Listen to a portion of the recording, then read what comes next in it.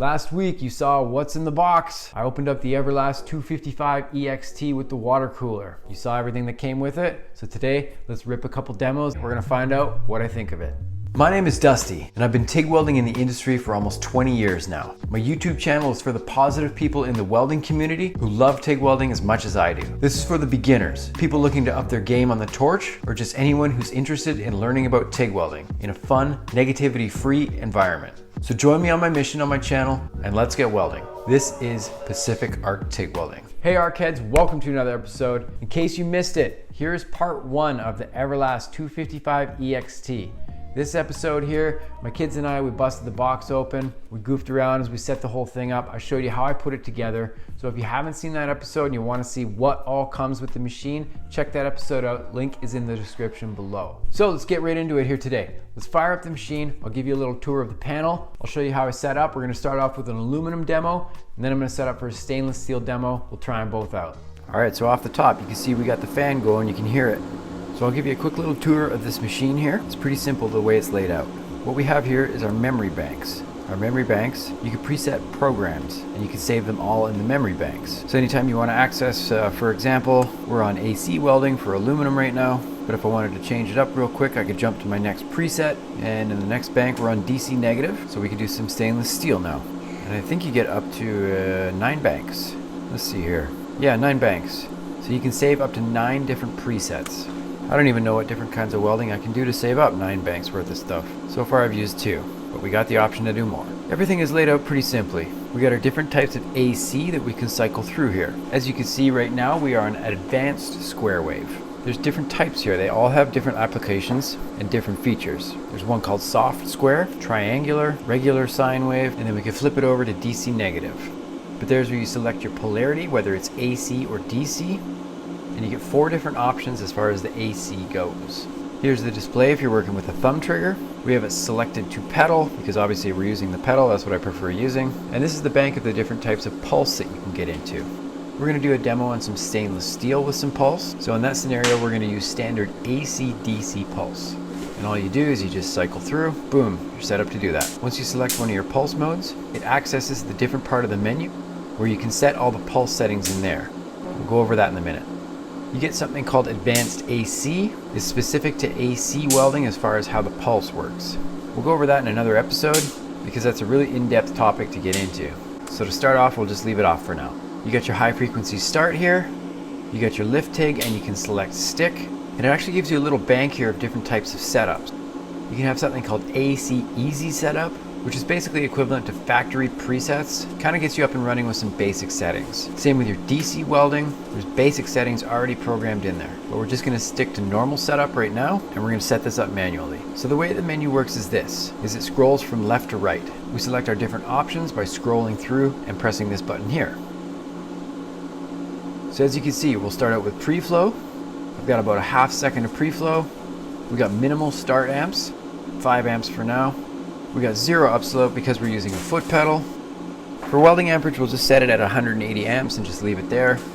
This is where we set our frequency. So for the first demo, what we're going to do is we're going to crank this all the way down. We're going to leave it at 60 hertz. That's what a typical transformer type machine runs at out of the wall. So we'll start off with 60 hertz for the first one. Typically I like running about 30% positive on the AC balance. 0 downslope at the end because we are using the pedal. Minimal end amps so we can come off nice and slow. There's where you can set your post flow. We can get lots of post flow if you need it. Wow, it's still going. How far does this go? Let's crank it up. Holy moly. Alright, that's far enough. It goes to at least 40 seconds. And it goes even further. Let's turn it back, set it at 5 seconds. We're good with that. So for our demo we're going to run here, we're going to be on Advanced AC for the alternating current. We're going to be set at 180 amps. Let's get into it. Alright, so for gas settings for aluminum, we're going to be set somewhere between 15 and 20 CFH of argon running through our regulator. Okay, so right off the bat, this sounds just too crazy with an inverter type machine. Hearing it weld at 60 hertz is just unnatural for sure. But you can see we're at about 140 amps or so once we get going. And always with the lower frequency, you're going to notice that the puddle spreads out a lot more. It's going to be easier to get a wider coverage. That's just kind of the way it behaves with a lower frequency. Now adjusting our settings here, we're going to jump all the way up in our frequency. It goes up to 250 hertz. Jump back to 180 amps. Let's fire it up and see the difference. Right away you can hear the difference between these two. It is so loud at this frequency, you definitely have to wear earplugs when you're welding like this. You can take a quick look here. They definitely do look a little bit different. You can see the difference most on the edges of each of these passes. Pretty cool to see the difference between the two frequencies.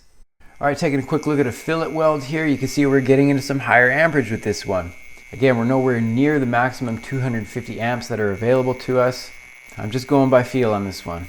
Here's a look at a lap weld. I love welding lap welds. They're one of my favorite joints to do. Doing it with this machine definitely throws this down very nicely. These things come out really smooth. And again, steady amperage as you can see me working my way through the joint. And here we go, looking at a corner to corner joint now. Definitely we want to set everything down into the joint itself, get some penetration there. But you can see I'm moving pretty quick. Everything's running nice and smooth.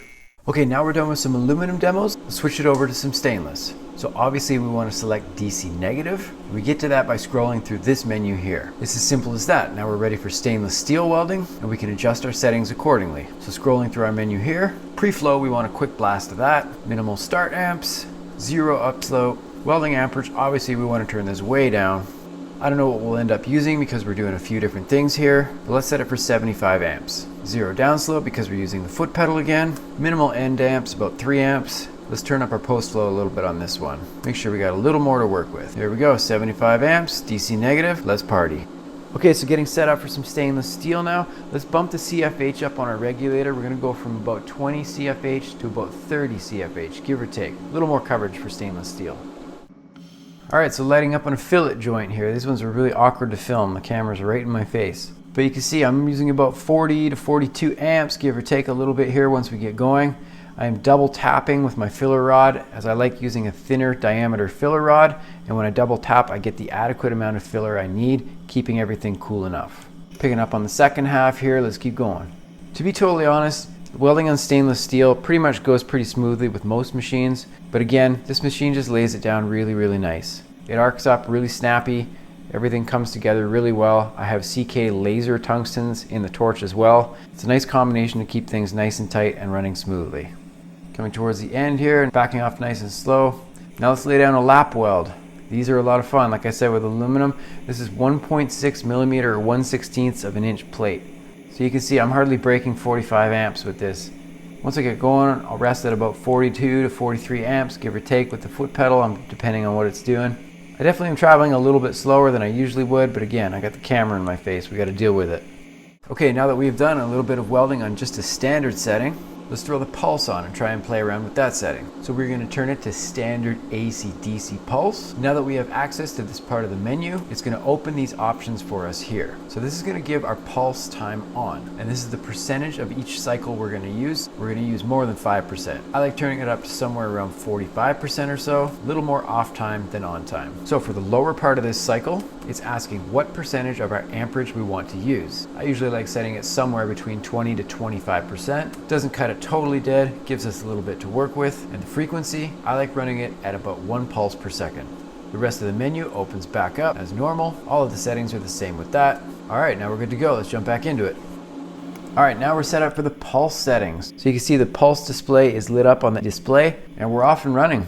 And you can see everything's just laying down pretty nicely. I'm moving along at a decent speed, hitting it somewhere between 30 to 33 amps, give or take, depending on what it's doing. But I'm just letting the machine do the work. This is autogenous, no filler rod. Always a little awkward for me. I usually don't like doing autogenous, but we're doing a demo here, so let's rip it. As you can see, our amperage hasn't moved much until we get to the end here. Back off, we're good to go. Let's take a look at everything. Okay, so we can see here, everything from the stainless over here to all the aluminum over here has all been done with the Everlast 255 EXT. Take a quick look at some stainless here. Obviously we colored up a bit on this one. Ideally what we want is mostly gold stuff, like most of this first pass here. Things get a little hot with this material. It's super thin.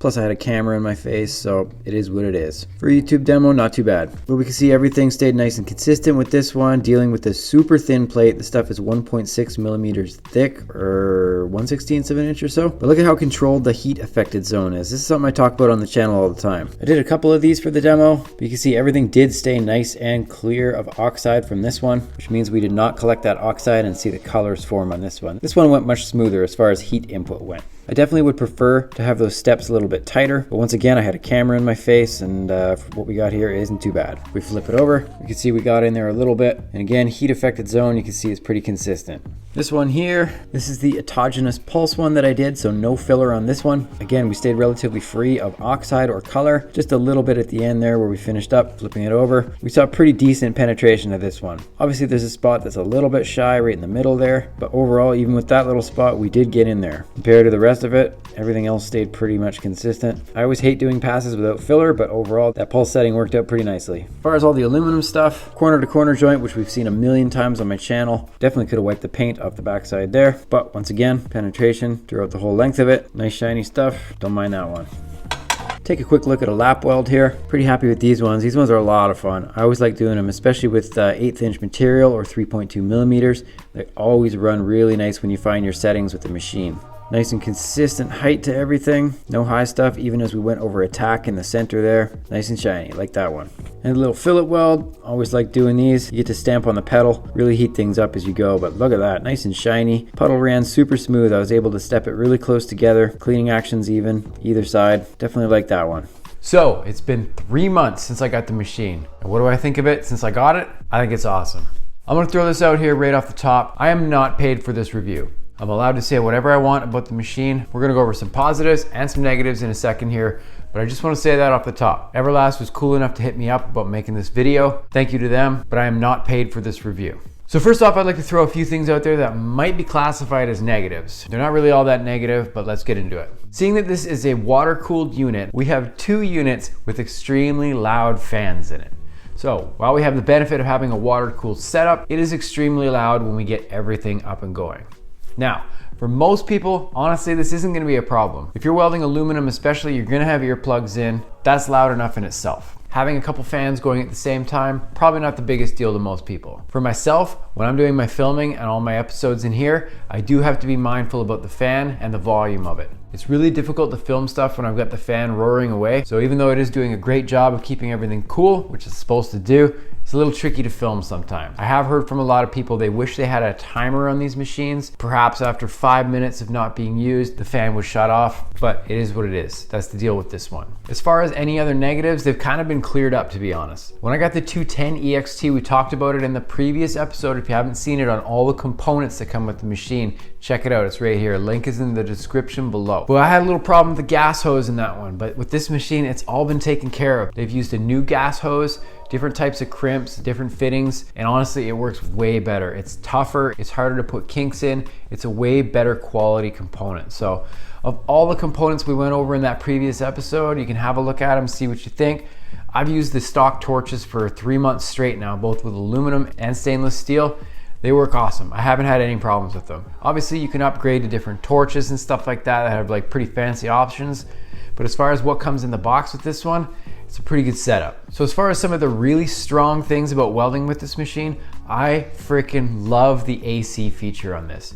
You get to play with multiple different things like we talked about as far as shaping your AC wave. Overall, this machine just welds really, really smooth aluminum. I filmed my entire online program with this machine. The water cooler handled all the hot stuff really, really well. I had no issues with the torch getting too hot.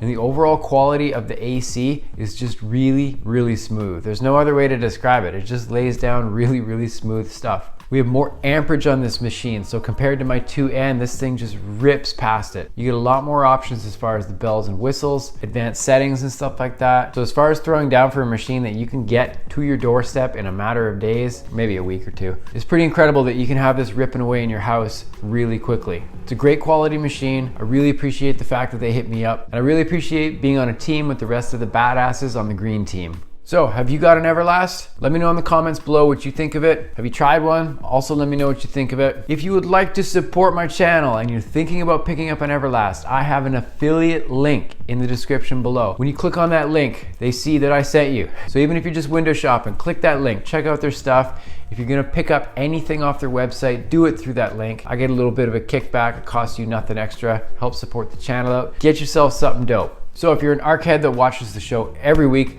leave a dime in the comments below. Write something nice, comment on someone else's comment, spread some positivity. Go out today, do a random act of kindness for a stranger. For Pacific Arc Tig Welding, my name is Dusty. Phil and Chill. We'll talk soon. Peace.